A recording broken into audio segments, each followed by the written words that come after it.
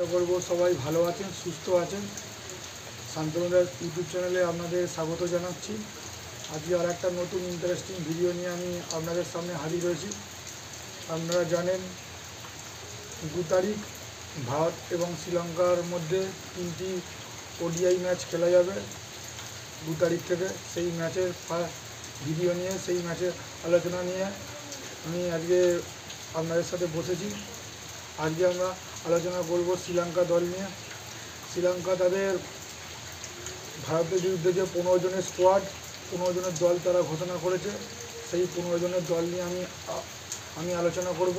প্রথমে আমি সেই দল আপনাদেরকে বলবো, সেই দলে কারা কারা আছে এবং সেই দল সম্পর্কে আমি আমার ধারণা, আমি আমার বক্তব্য আমি শেয়ার করব আপনাদের সাথে। প্রথমে সেই দলটা আমি বলছি। এই দলের ক্যাপ্টেন হিসাবে তারা বেছে নিয়েছে চরিত্রা আসালাঙ্কাকে। চরিত্রা আসালাঙ্কা এমন একটা প্লেয়ার যিনি গত সদ্য সমাপ্ত যে 3 ম্যাচের যে T20 সিরিজ সমাপ্ত হলো, সেই ম্যাচে তিনি ক্যাপ্টেন ছিলেন এবং সেই ম্যাচে যিনি ক্যাপ্টেন তাকেই ওয়ানডে সিরিজে ক্যাপ্টেন হিসাবে শ্রীলঙ্কা সিলেকশন কমিটি তাকে সিলেকশন করেছে। ওই জন্য চরিত্রা আসালাঙ্কা এই সিরিজে তিনি ক্যাপ্টেন্সি করবেন।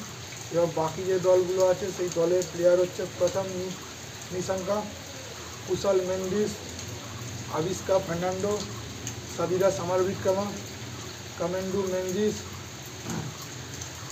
জানিত লাঙ্গে, নুসান মধুশঙ্কা, ওয়ানিন্দু হাসারাঙ্গা, দিমুত ওয়ালারে, চামিকা করুণারত্নে, মহেশ টিকসানা, আকিলা ধনঞ্জয়, দিলশান মধুশঙ্কা, মাতিসা পাতিরানা এবং আশিতা ফার্নান্ডো। এই হচ্ছে তাদের 16 জনের স্কোয়াড। টোটাল তারা 16 জনের একটা স্কোয়াড তারা তৈরি করেছে এবং এই 16 জনের স্কোয়াডের দিক থেকে দেখতে গেলে এই টিমটা অনেকটা 2-4 জন প্লেয়ার ছাড়া সদ্য সমাপ্ত যে T20 সিরিজ শেষ হয়েছে, সেই সিরিজে বেশিরভাগ প্লেয়ার এই সিরিজে তারা ইনক্লুড করেছে এই সিরিজে। এবং তাদের এই দলটার দিকে দেখতে গেলে ব্যাটিং ইউনিটটা দারুণ একটা ফর্মে রয়েছে। বিশেষ করে প্রথম নিশাঙ্কা, কুশল মেন্ডিস এবং আবিষ্কা ফার্নান্ডো, সাদিরা সামারবিক্রমা, এই যে টোটাল যে ব্যাটিং ইউনিটে একটা দুর্দান্ত ফর্মে তারা রয়েছে। এবং ভারতের বিরুদ্ধে তারা ভালো স্কোরই দিয়েছিল, কিন্তু আনফর্চুনেটলি তাদের ম্যাচগুলো তারা জেতা হয়নি। কখনো বোলিং পারফরমেন্স তাদের ভালো হয়নি এবং কখনো পরিস্থিতি কিংবা এতে তাদের সেই হার তারা মানতে বাধ্য হয়েছে। অতএব ব্যাটিং ইউনিট হিসাবে তারা খুবই দুর্দান্ত ফল করেছে এবং সেই ব্যাটিং ইউনিটকেই শ্রীলঙ্কার সিলেকশন কমিটি তারা সেই ব্যাটিং ইউনিটকে ওয়ানডে স্কোয়াডেতেও তারা প্রমোট করেছে। এবং দেখা যাক এখন কেমন ফল করে সেই ব্যাটিং ইউনিট ওয়ানডে সিরিজে ভারতের বিপক্ষে। এবং বোলিং ইউনিটের দিক থেকে দেখতে গেলে বোলিং ইউনিটে দিলশান মধুশঙ্কা, মাতিসা পাতিরানা এবং আশিতা ফার্নান্ডো এবং তাদের যে নতুন ইনক্লুডেশন হচ্ছে আপনাদের দিমুত ওয়ালালাগে এবং চামিকা করুণারত্নে, এই যে দুটো বোলার। এবং আরেকটা যেটা হচ্ছে দেখতে পাচ্ছি আকিলা ধনঞ্জয় একজন নিঃসন্দেহে ভালো অফ স্পিনার। তিনি ভালো অফ স্পিন বল করতে পারেন এবং ভারতের বিপক্ষে তার রেকর্ড খুবই দুর্দান্ত। এবং দিমুত ওয়ালালাগে তিনি একজন লেফট আর্ম বোলার, তারও ভারতের বিপক্ষে খুব ভালো একটা রেকর্ড তার রয়েছে, যার দরুন দিমুত ওয়ালালাগে এবং আকিলা ধনঞ্জয়কে ওয়ানডে স্কোয়াডে সিলেকশন হয়েছে তাদের। এবং ফাস্ট বোলিং গ্রুপ দেখতে গেলে এটাও একটা দারুণ ফাস্ট বোলিং গ্রুপ।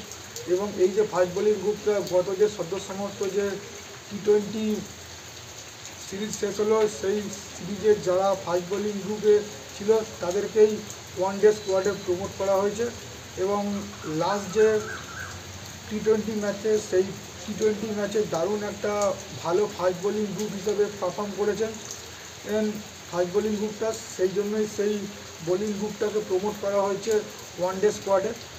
এখন দেখার বিষয় ওয়ানডে স্কোয়াডে এসে তারা কেমন ভালো পারফরমেন্স করে সেই ফাস্ট বোলিং গ্রুপ। ওভারঅল দেখতে গেলে এই টিমটা একটা মোটামুটি ভালোই টিম তারা তৈরি করেছে। এবং তাদের যে 16 জনের স্কোয়াড ঘোষণা করেছে, এই 16 জনের স্কোয়াডে কোথাও হয়তো দেখতে গেলে হয়তো সেই মিডিল অর্ডার নিয়ে একটা প্রশ্ন থেকেই যাচ্ছে। মিডিল অর্ডারে সেইভাবে পারফরমেন্স করতে পারছে না, কারণ হচ্ছে কামেন্ডু মেন্ডিস, জানিদ লাঙ্গে, সাবিরা সামাজ বিক্রমা, আবিস্তা ফার্নান্ডো, এরা মিডিল অর্ডারে খুব একটা ভালো পারফরমেন্স তারা দিতে পারছে না। কারণ ওপেনিং জুটিতে একটা বড় রান উঠলে পরেও মিডিল অর্ডারে ওপেনিং যদি আউট হওয়ার পরে যে মিডিল অর্ডার এবং লোয়ার অর্ডারে ভালো পারফরমেন্স সেরকম আসছে না। অতএব মিডিল অর্ডারকে শ্রীলঙ্কার ভালো করতে হবে এবং লোয়ার অর্ডারকেও শ্রীলঙ্কার ভালো করতে হবে ব্যাটিং ইউনিট হিসাবে, কারণ এটা 50 ওভারের বিশ্বকাপ, একটু লং খেলা। অতএব মিডিল অর্ডারকে ভালো করতেই হবে, কারণ আপনি সবসময় যে কোনো বড় ম্যাচ জিততে গেলে, বড় টিমের বিরুদ্ধে আপনি প্রথম যে ওপেনিং জুটি, সেই ওপেনিং জুটির ওপরে আপনি সবসময় ভরসা করে বড় স্কোর দিতে পারেন না। অতএব বড় ম্যাচ জিততে গেলে সবসময় বড় স্কোর দিতে হবে এবং বোলিংকেও পারফর্ম করতে হবে। বোলিংও সেইভাবে এই সিরিজে ভালো পারফর্ম সেরকম দ্বারা করেনি। স্পিনাররা বলুন এবং ফাস্ট বোলাররা বলুন, গত যে সদ্য সমাপ্ত টি-20 সিরিজ যেটা শেষ হয়েছে, সেই সিরিজে বোলিং পারফরমেন্স সেরকম দ্বারা শ্রীলঙ্কার ভালো হয়নি, খুব একটা সাদামাটা বোলিং হয়েছে। এবং ব্যাটিংয়ের দিক থেকে দেখতে গেলে batting top three batter out হওয়ার পরে সেভাবে মিডিল অর্ডার এবং লোয়ার অর্ডার সেরকমটা ভালো পারফর্ম করতে পারেনি। অর্থাৎ এই সিরিজে দেখার যে লোয়ার অর্ডার এবং মিডিল অর্ডার কীরকম প্রমোট করে, কারণ শ্রীলঙ্কা সদ্য সমাপ্ত যে টি-20 সিরিজ যে শেষ হয়েছে তাতে যে ব্যাটিং অর্ডার ছিল, সেই ব্যাটিং অর্ডারের উপর আস্থা রেখে শ্রীলঙ্কান বোর্ড সেই ব্যাটিং ইউনিটটাকেই ওয়ান ডে সিরিজে তারা প্রমোট করেছে। এখন দেখার যে এই সিরিজে তাদের ব্যাটিং ইউনিট কীরকম যা পারফরমেন্স করে, সেটাই এখন দেখার। অতএব আজকের ভিডিওটা আপনার ভালো লাগলে লাইক, কমেন্ট, শেয়ার করবেন এবং চ্যানেলটা সাবস্ক্রাইব করে দেবেন। আজকের ভিডিও এখানেই শেষ করছি, আবার দেখা হবে নেক্সট ভিডিওতে। নমস্কার।